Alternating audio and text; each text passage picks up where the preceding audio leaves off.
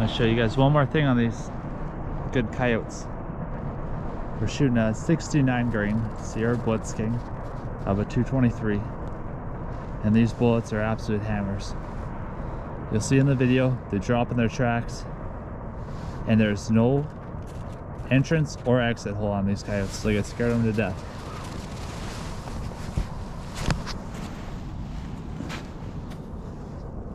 They shot him right in the chest.